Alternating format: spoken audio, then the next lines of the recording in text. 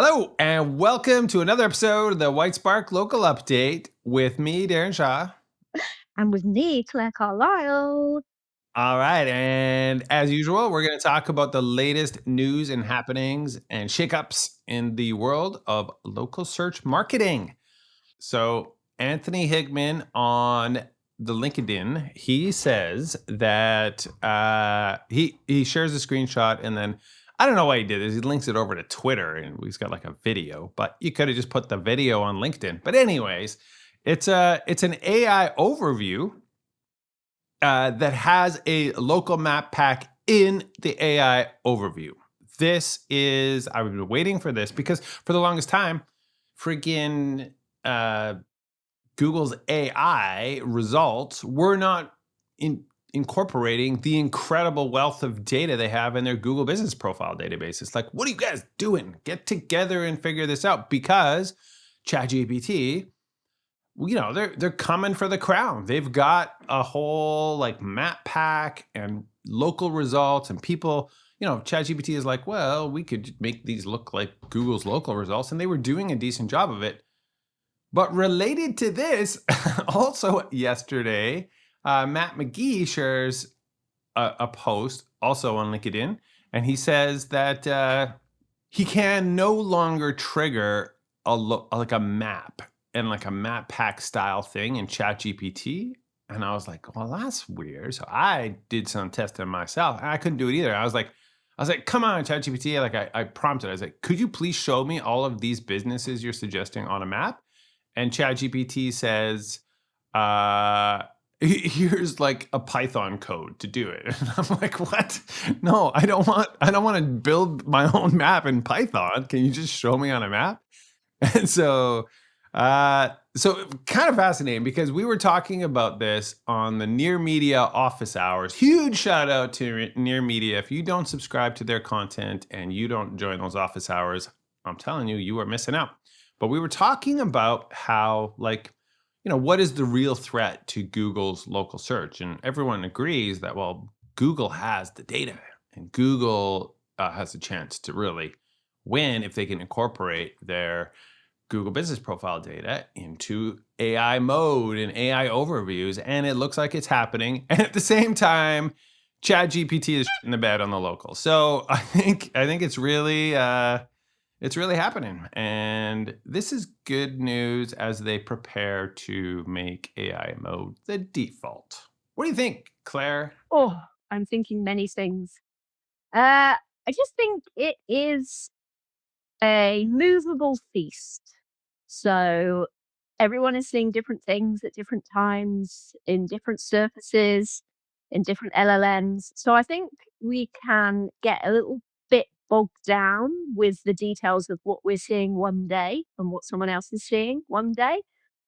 So meanwhile, it's very interesting, but yes, that is the thing that we are waiting for, is for Google to take advantage of all of these wonderful things that they have access to, including, knowledge graph, local business knowledge graph, Google Maps, all of these things, and bring that into one interface where we can get shit done. And at the moment, we're not there, but it's what we're hoping that it is a step towards that. Um, so yes, those are my thoughts on that item, Darren. Astute thoughts as always. And Thank you. yeah. What do Thank you you. got? What do you got to tell us about exciting happenings? Exciting happenings. I really liked a piece on the Sterling Sky website, which was 9 Google Business Profile verification tips. Now, I love a list. I love a list. I love Me a too. list.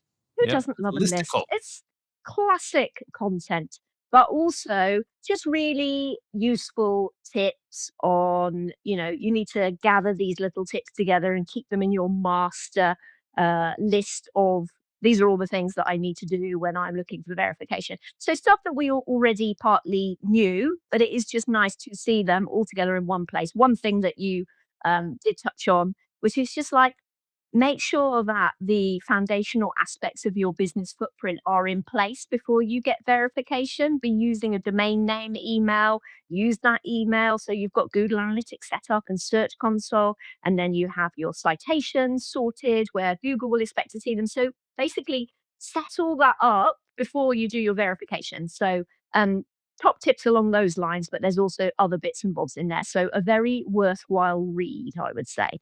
Yeah, required reading. Really good stuff. So many tips in here. This is Sterling Sky. They're so good. They're so good at this content stuff.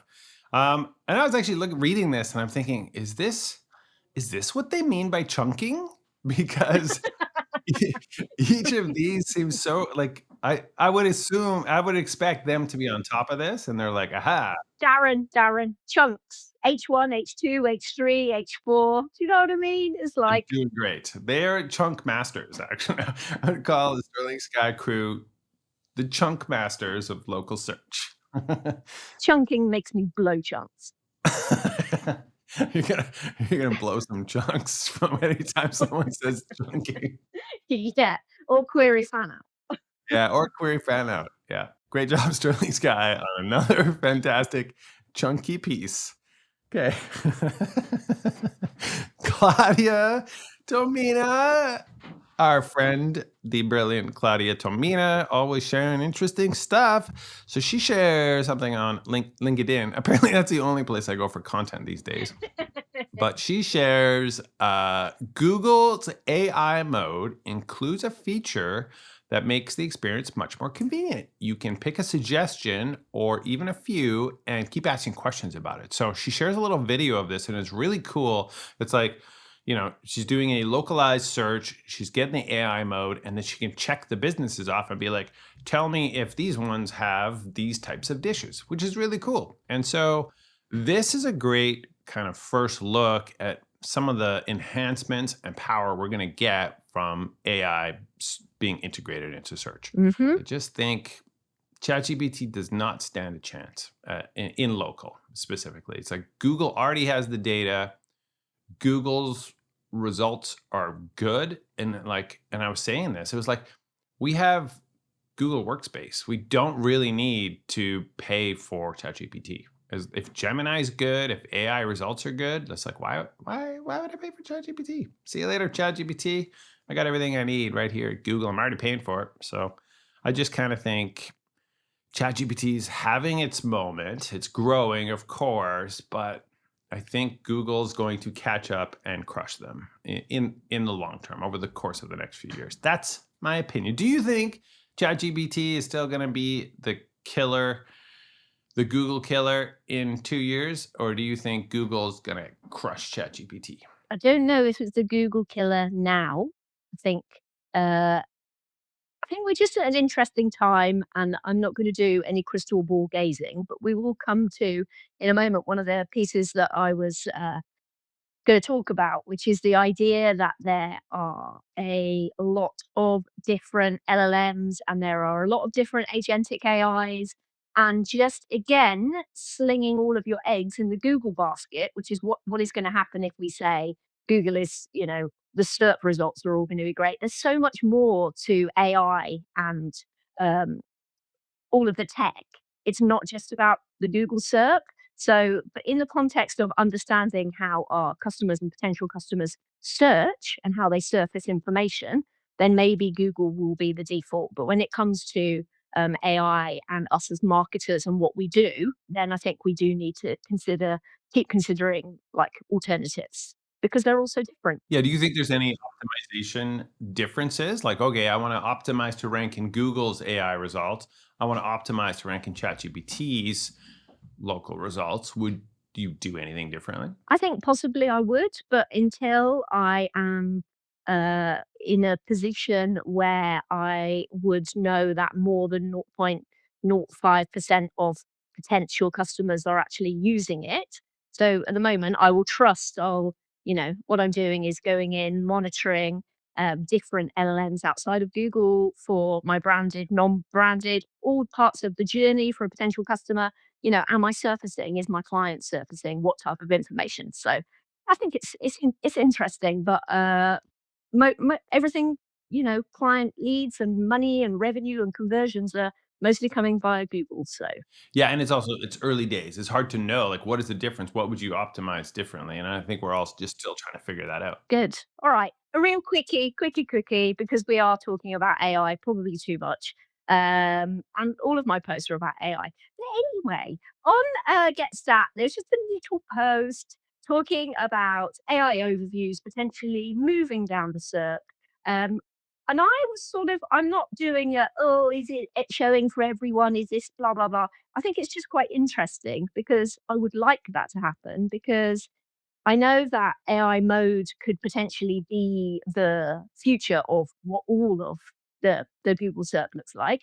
But until we have that, AI mode would be great that you can go in and you will see all of this, LLM generated information, and then you could flick away, and it's not also right at the top of the page on your general search. So I just like the idea of, oh, can we just see some results that aren't generated by AI. Just for fun, you know? Let's see what ranks. Let's see what's happening. But anyway, it's not like this is gonna happen because I think again, we focus a bit too much on what is where in the SERP and how it shows, and everything is changing every 10 minutes. So let's not worry about it too much. That's a great article. Good job, Stat. Good job, Tom Capper. It's your turn. All right, it's my turn. Steve Toth. He's a lovely Canadian. He has he made a custom GPT that does something very clever. I'm like, damn it, why didn't I think of this? This is really smart. So it's a Google Business Profile review violation checker and responder. So it does two things. You basically take a screenshot of your negative review. Somebody left you a negative review and you're like, I want to get that removed from my profile. I hope it violates one of Google's content policies, but there's a lot. There's a lot of different things. And what am I supposed to flag this one as? Is it defamation?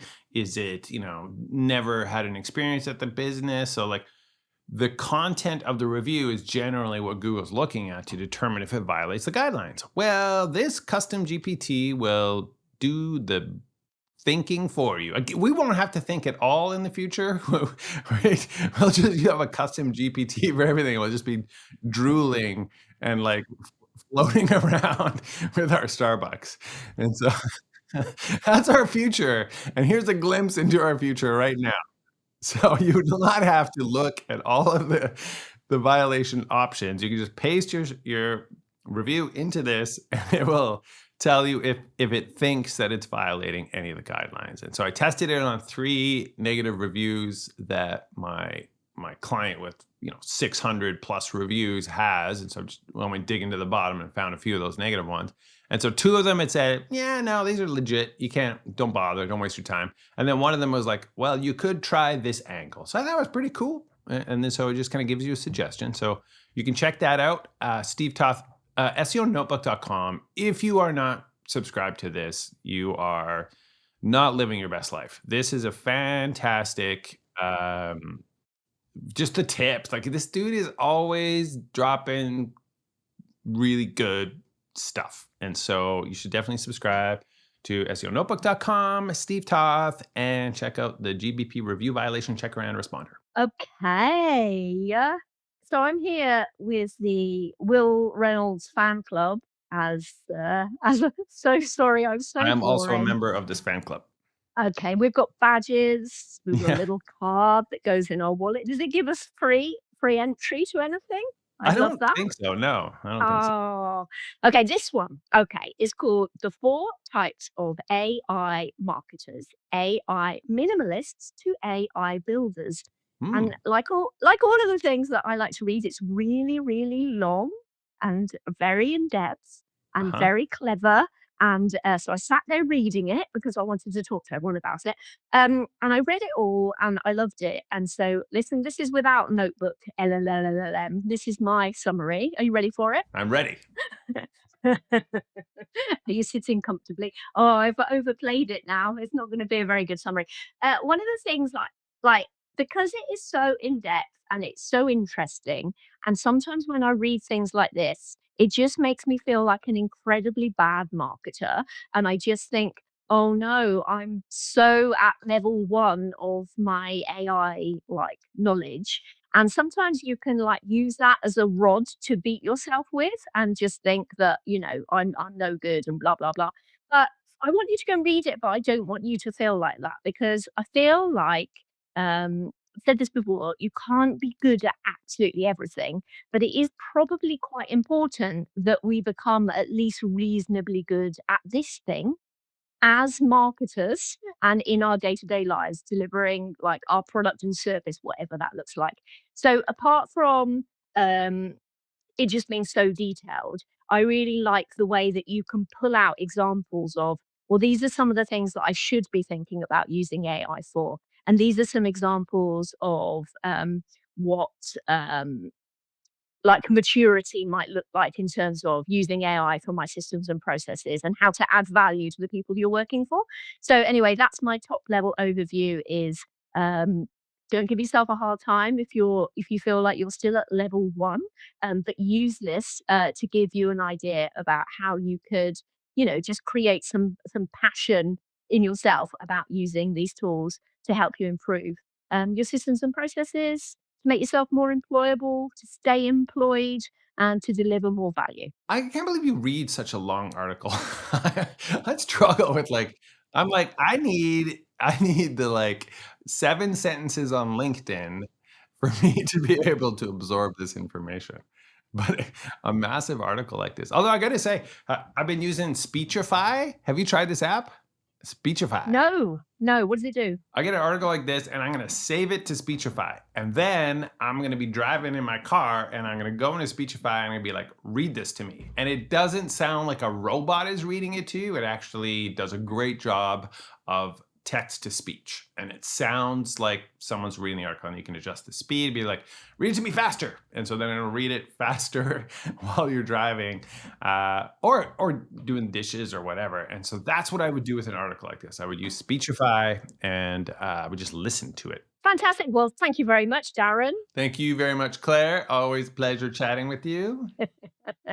That is it for this week's Whitespark local update. I hope you've enjoyed listening to it as much as we have enjoyed making it. So you're going to find all of the links to the pieces we have discussed in the show notes. And basically, we must insist that you leave a review on Apple Podcasts. And we must insist that you do that immediately. Immediately, don't do anything else. Yeah, you got to go straight to Apple Podcasts and leave us a review. And we will see you next week. Thank you very much. Thanks. Bye, everybody.